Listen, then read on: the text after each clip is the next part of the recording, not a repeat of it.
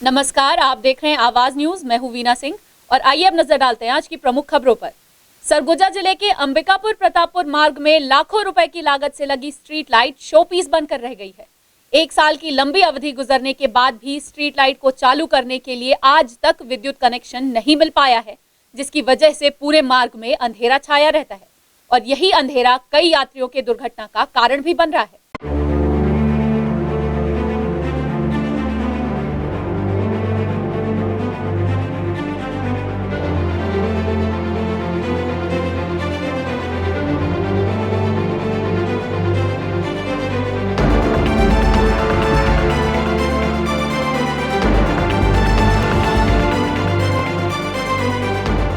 अंबिकापुर शहर से लगे प्रतापपुर चौक से वाटर पार्क 2 किलोमीटर लंबी 4 लेन सड़क का निर्माण तो कर दिया गया है। साथ ही सड़क के बीच में डिवाइडर के साथ ही दोनों ओर 60 लाख रुपयों की लागत से ही स्ट्रीट लाइट भी लगाई गई है। स्ट्रीट लाइट को लगे 1 साल से अधिक समय बीत गया, लेकिन आज तक स्ट्रीट लाइट चालू नहीं हो सकी है। काम की तलाश में आने वाले लोगों सहित अन्य यात्रियों का इस मार्ग पर रात भर आवागमन चालू रहता है, जिससे कि आए दिन दुर्घटना हो रही है। स्थानीय लोगों का भी कहना है कि हमारे रुपयों का दुरुपयोग हो रहा है। जब से स्ट्रीट लाइट लगाई गई है, तब से ना तो राहगीरों को इसका लाभ मिला है और न ही यहाँ के स्थानीय लोगों को। प्रतापपुर रोड है और 1 साल करीब हो गया है। 1 साल में लाइट अभी तक फिर 10-15 मिनट जलता है रात में, फिर एक आधे बार जला है, उसके बाद से फिर नहीं जला। यहाँ पर दिक्कत होता है भाई आने जाने, अब जंगल बगल में है, भी निकलता है, कभी एक्सीडेंट भी होते रहता है मोड़ में।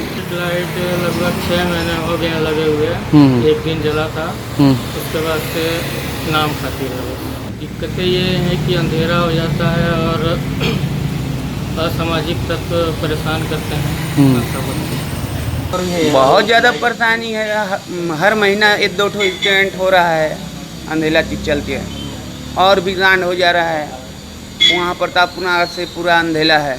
साल भर हो गया है, जो आते हैं तो बोलते हैं सर्वे हो रहा है, सर्वे हो रहा है। अभी तक सर्वे ही हो रहा है। वहीं इस मामले में छत्तीसगढ़ सड़क विकास निगम के परियोजना प्रबंधक मान सिंह ने बताया कि 63 करोड़ से अधिक की लागत से 40 किलोमीटर लंबी अंबिकापुर प्रतापपुर सड़क का निर्माण कराया गया। फॉरेस्ट क्लियरेंस के अभाव में 4 साल की लंबी अवधि गुजरने के बावजूद सड़क का निर्माण पूरा नहीं हो सका है। शहर के बीच फॉरेस्ट कार्यालय के पास 170 मीटर सड़क वन भूमि में होने के कारण निर्माण अटक गया है। स्ट्रीट लाइट का मीटर लगा दिया गया है और निगम को हैंडओवर करने के बाद जल्द ही स्ट्रीट लाइटें जलनी शुरू हो जाएंगी। इसकी लागत है 63.21 करोड़ का है और इसमें अभी फॉरेस्ट के कारण 170 मीटर जो है पहले किलोमीटर में इनकम्प्लीट है रोड, बाकी 40 किलोमीटर में अपना डामर जो है हो चुका है। लाइट की स्थिति, लाइट का काम पूरा हो गया है, उसमें अब मीटर भी आज ही पता चला मीटर लग चुका है, अब उसको चालू कराना है बस। बिजली का काम तो अभी गर्मी में कंप्लीट हुआ है और रोड भी गर्मी में कंप्लीट हुआ है।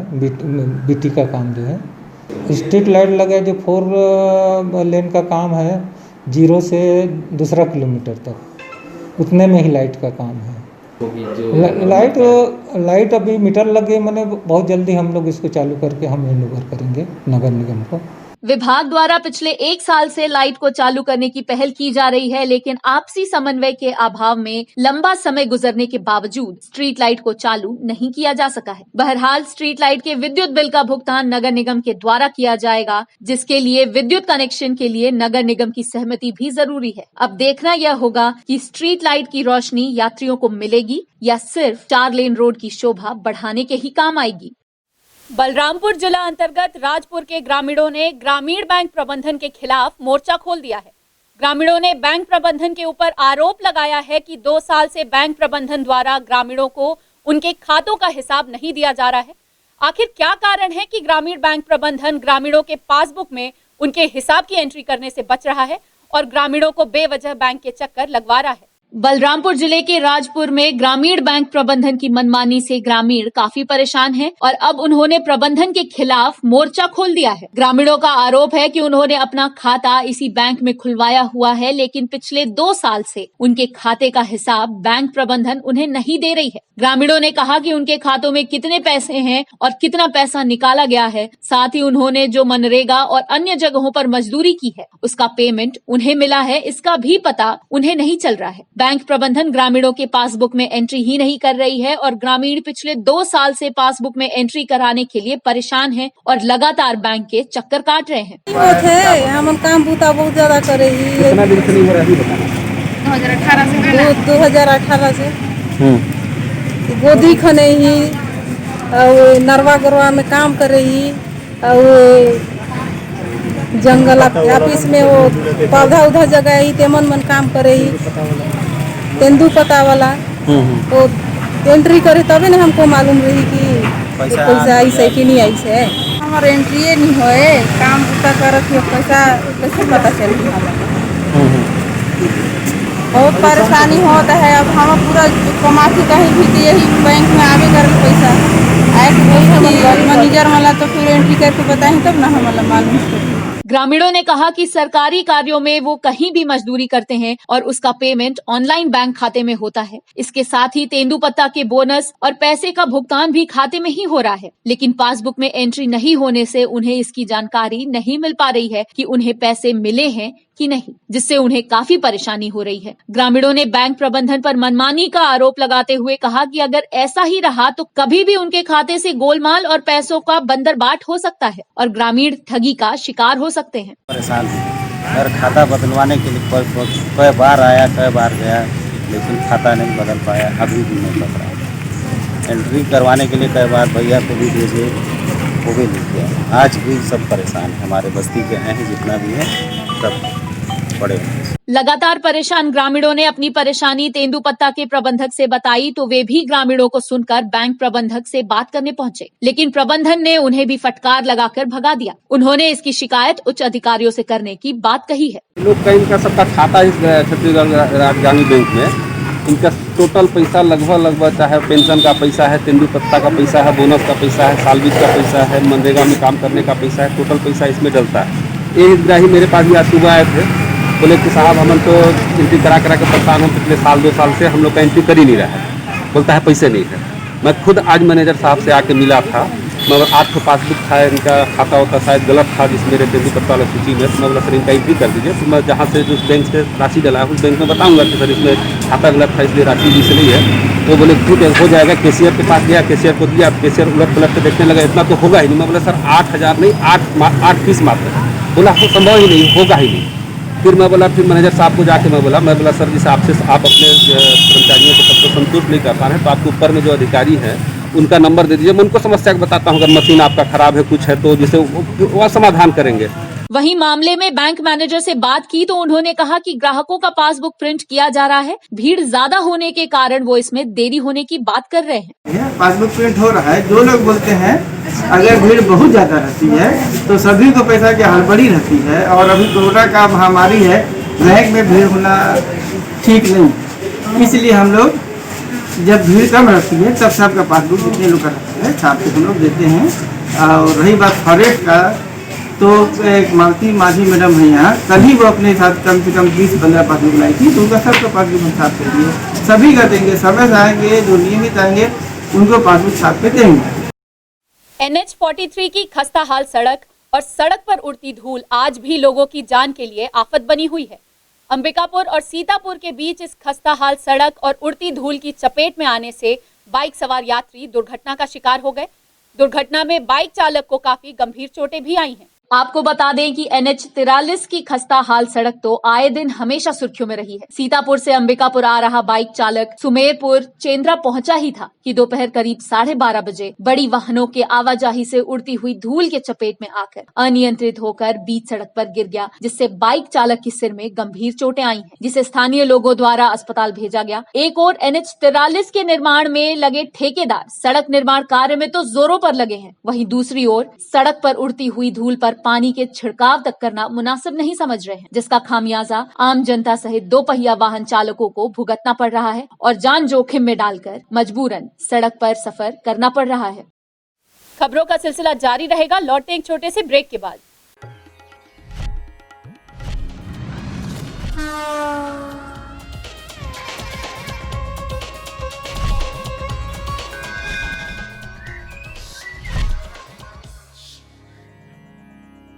वीएम इंटरनेट सर्विस शहर का सबसे सस्ता high speed fibre internet service 100 MBPS मात्र 700 रुपए में विद टैग। तो चाहे वर्क फ्रॉम होम हो या ऑनलाइन क्लास, याद रखें वीएम इंटरनेट सर्विस। अधिक जानकारी के लिए संपर्क करें Vande Mahamaya cable network, VM internet service, Alaknanda complex, प्रथम तल, अग्रसेन चौक, अंबिकापुर, सरगुजा। Mobile number 9111785555 7440765555। कोविड-19 महामारी को ध्यान में रखते हुए छात्र छात्राओं के हित में छत्तीसगढ़ शासन का बड़ा फैसला। 12वीं बायोलॉजी से पास विद्यार्थियों के बिना प्रवेश परीक्षा के सीधे प्राप्तांक के आधार पर बीएससी नर्सिंग में प्रवेश की अनुमति प्रदान की गई। प्रवेश की जानकारी व काउंसलिंग की जानकारी के लिए संपर्क करें Aasra institute of nursing, CTO, Chandni Chowk, gas गोदाम के पास, अंबिकापुर, सरगुजा। Mobile number 9826156669 70002881669।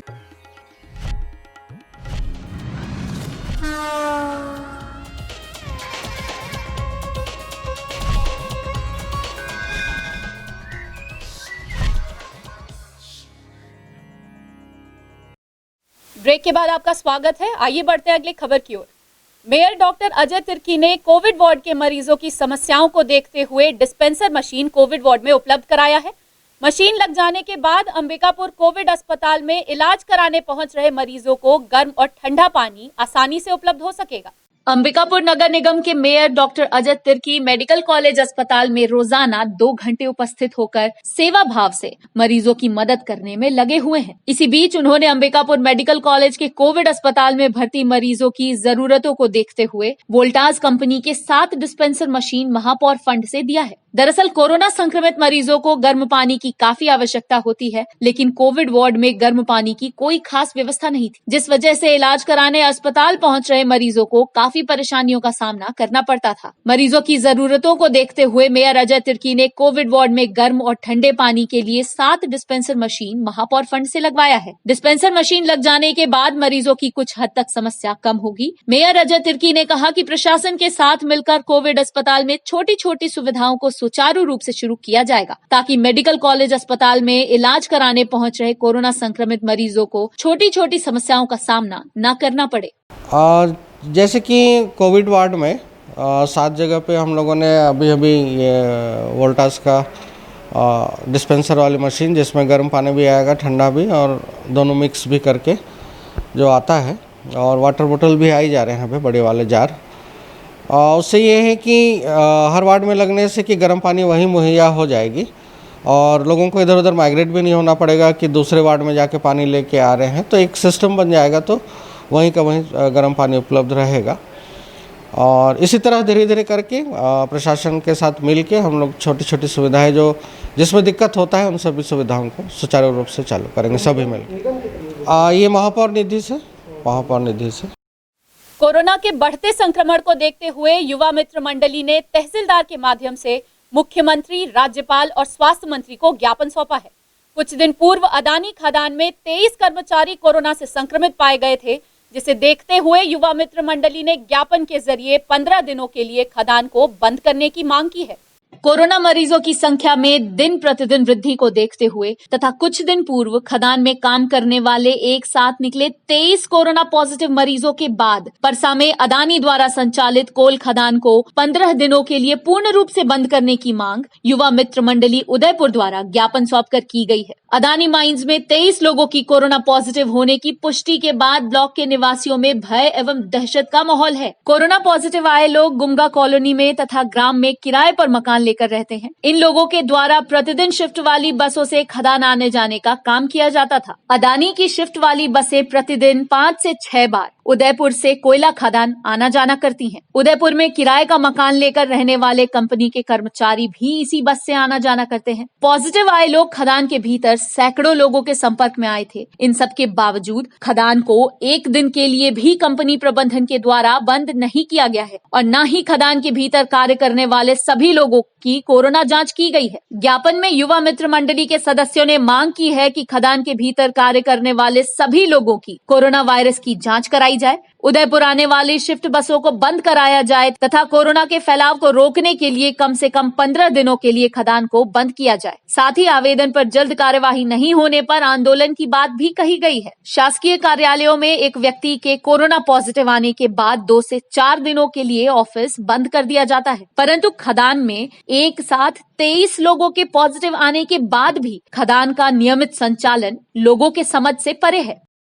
सरगुजा जिले में कोविड-19 से संक्रमित मरीजों की मृत्यु होने का मामला थम नहीं रहा है, जो बेहद चिंता का विषय बना हुआ है।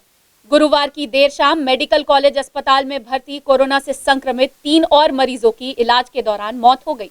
सरगुजा जिले में कोरोना संक्रमण काफी घातक हो चुका है। संक्रमित मरीजों की संख्या में काफी तेजी से इजाफा हुआ है। रोजाना दर्जनों मरीज मिल रहे हैं, लेकिन जो बेहद चिंताजनक बात है वो ये है कि संक्रमित मरीजों के मिलने के साथ साथ मौत का आंकड़ा भी तेजी से बढ़ रहा है। गुरुवार की देर शाम मेडिकल कॉलेज अस्पताल में भर्ती 3 और कोविड-19 से संक्रमित महिला मरीजों की मौत हो गई। तीनों मरीजों को कोरोना संक्रमित पाए जाने के बाद 16 सितंबर को मेडिकल कॉलेज अस्पताल के कोविड वार्ड में भर्ती कराया गया था। स्वास्थ्य विभाग के अनुसार 56 वर्षीय मनेन्द्रगढ़ निवासी और 56 वर्षीय चर्चा निवासी 2 महिलाओं की हालत काफी गंभीर बनी हुई थी। दोनों महिलाओं को कोविड वार्ड के आईसीयू में भर्ती कराया गया था। वहीं दर्रीपारा निवासी 61 वर्षीय एक महिला का आइसोलेशन वार्ड में चिकित्सकों की विशेष निगरानी में उपचार चल रहा था, लेकिन तीनों महिलाएं कोविड-19 से जंग हार गईं। तीनों की गुरुवार शाम करीब 7 बजे इलाज के दौरान मौत हो गई। वहीं अब मौत का आंकड़ा 12 पहुंच गया है, यानी अब तक अंबिकापुर के मेडिकल कॉलेज अस्पताल में इलाज के दौरान कोरोना से संक्रमित 12 लोगों की मौत हो चुकी है। वहीं आपको बता दें कि गुरुवार को हुई 3 कोरोना संक्रमित महिलाओं की मौत में से एक महिला की मौत पर कई सवाल उठ रहे हैं। दरअसल सोशल मीडिया में एक वीडियो काफी तेजी से वायरल हो रहा है। इस वीडियो में आरोप लगाया गया है कि एक महिला की मौत अचानक ऑक्सीजन खत्म होने की वजह से हो गई है। हालांकि आवाज न्यूज इस वायरल वीडियो की पुष्टि नहीं करता है, लेकिन वीडियो के वायरल होने के बाद प्रदेश के स्वास्थ्य मंत्री टीएस सिंहदेव ने मामले को काफी गंभीरता से लिया है। मंत्री सिंहदेव के निर्देश पर इस मामले की जांच के लिए डॉक्टरों की 5 सदस्यीय टीम का गठन किया गया है। वहीं मंत्री सिंहदेव ने जांच प्रक्रिया पूरी होने पर जल्द रिपोर्ट सौंपने का निर्देश भी दिया है। सीएसपी के नेतृत्व में पुलिस की टीम ने अवैध इंजेक्शन के खेप सहित 2 युवकों को गिरफ्तार किया है। पकड़े गए युवकों के पास से पुलिस ने लगभग 3 लाख रुपए की 700 इंजेक्शन की शीशियां बरामद की हैं। सीएसपी एसएस पैंकरा के नेतृत्व में पुलिस की टीम ने भारी मात्रा में अवैध इंजेक्शन का खेप पकड़ा है। पुलिस से मिली जानकारी के अनुसार 2 युवक एमजी रोड पर कार्टन और बैग में अवैध इंजेक्शन लेकर घूम रहे थे। मुखबिर की सूचना पर पुलिस की टीम ने दोनों युवकों को धर दबोचा। जब पुलिस ने उनकी तलाशी ली तो युवकों के पास से 16 पैकेट में 700 इंजेक्शन की बोतल बरामद हुई। युवकों के पास से बरामद इंजेक्शन की कीमत लगभग 3 लाख रुपए बताई जा रही है। पुलिस के मुताबिक इन इंजेक्शनों का इस्तेमाल नशे के लिए किया जाता है। फिलहाल पुलिस इस मामले में दोनों युवकों को गिरफ्तार कर उनसे पूछताछ कर रही है। बुलेटिन में फिलहाल सिर्फ इतना ही। शहर से जुड़ी खबरों के लिए देखते रहिए आवाज न्यूज। इस न्यूज के स्पॉन्सर हैं वीएम इंटरनेट, अलकनंदा कॉम्प्लेक्स, प्रथम तल, अग्रसेन चौक, अंबिकापुर, सरगुजा, छत्तीसगढ़।